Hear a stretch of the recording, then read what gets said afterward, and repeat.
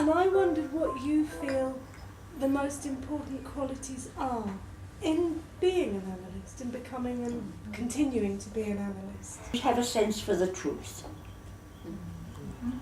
And you have a real sense for the truth in relation to yourself. And be prepared to know or to try to find out what's going on and how things are hitting you. Because only that is going to enable you really to face what's going on in other people. You have to know yourself, don't you? And we can never really know ourselves enough, I think. Is psychoanalytic intuition. It certainly can increase and be trained, because intuition is also based on experience, that things come to you more easily, but also there is, I think, some, whether due to early experiences or to other things, some luck you could have more or less. It's something about imagination, something about an ability to move one's mind in different directions. I suppose for the qualities to be the analyst, I would include one capacity to have and understand passion. We wouldn't be able to be objective and truthful to ourselves in analysis and able to maintain the proper setting against all the pressure. If deep down we didn't have a very passionate commitment, because there's so many ways of doing it which are easier, quicker, leading to wealth. It takes some passion to stick with it.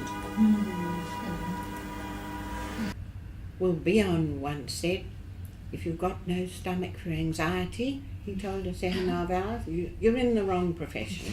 so there's something standing anxiety.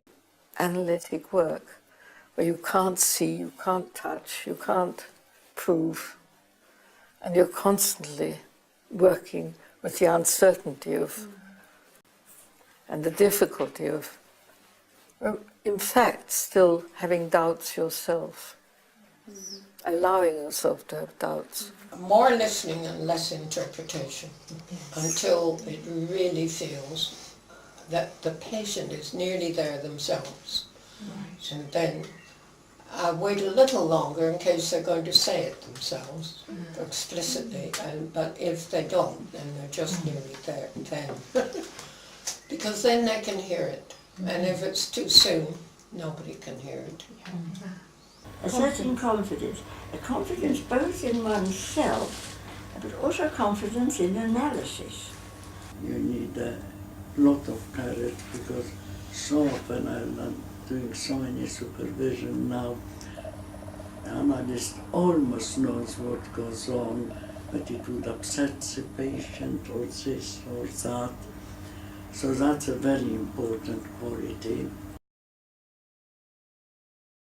What I'm interested in is not just the words, but why the patient is talking in that way to me at that time, and whether that won't be indicative of the way we can help him most, you see. And I think that is what has been developed rather well here. And always when one does seminars or lectures abroad, you can see how important the awareness is that for abroad, that we've got something about this, about following stuff in detail and recognizing the importance of the relationship between analyst and patient. And I notice again and again people comment on this, and that's, I think, why we become popular with people coming from abroad. Yes. Because people can feel that's something which you can get hold of. This is not theoretical. That you can feel and smell and hear, if you like. And it's very important. I think it's a very serious training, and you have really to work hard. Yeah. But it is broad, it is thorough, and the whole climate at the Institute of Psychoanalysis is a dedicated, it's a group of dedicated people. Yeah, of course it's not perfect, and there is still quite some tension, but life doesn't go without tension, so Working on it. yeah. And I think there is much more honesty now, in a way that people also can know much more from each other. I think there is more possibility to I mean, with bias. I'm sure when I speak about Kleinian ideas or some Kleinian speak about us, it's all a bit of a fantasy. What we think about the middle group, when you are not the middle, is also always a bit of a fantasy. But on the whole, there is a rapprochement and a desire to talk with one another. And I feel I've learned a great deal from the other two groups. How do you see the future of psychoanalysis in the UK? Speak of the world, okay? The world? No, I mean it's not only in the UK, future of analysis in the world. Well, I have a rather pessimistic view, but that's pretty well, because in old age people become more pessimistic. They know they're going to die, so they think the world is going to pieces. And one has to beware of that. But actually, I think in our culture is so anti-mind and violent attack on the mind. Yes.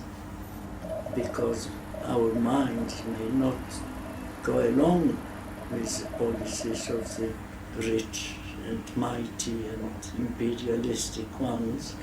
So there's everywhere an attack on the mind, everything to be changed into figures, numbers, and the whole, I think, analytical ethos is very much in danger. And the demand on us is, if we want to be included in the psychiatric world, we have to prove,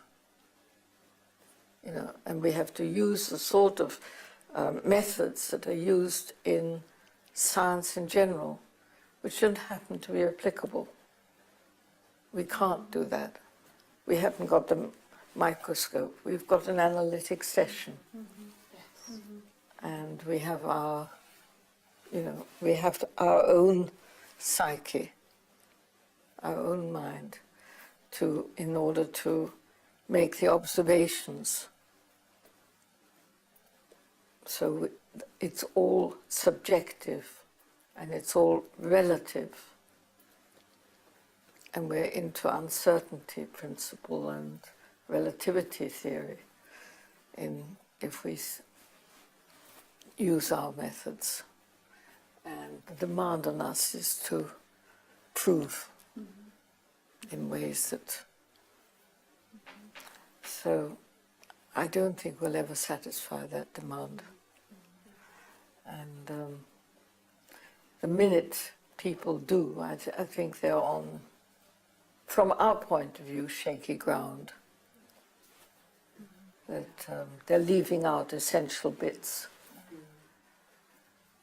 So much anti-analysis now that one does have to deal both with that and the difficulties with patients. And it is, I think, a bit of a fighting moment for psychoanalysis, really. But, the pendulum swings, and now it's all quick fix, CBT, give us a manual. Yes. And that's just the way you can't do psychotherapeutic work that will have a long-term effect. There is something so fundamentally right about analysis. Whatever it goes this way or that way, that you can't destroy it. It's kind of indestructible.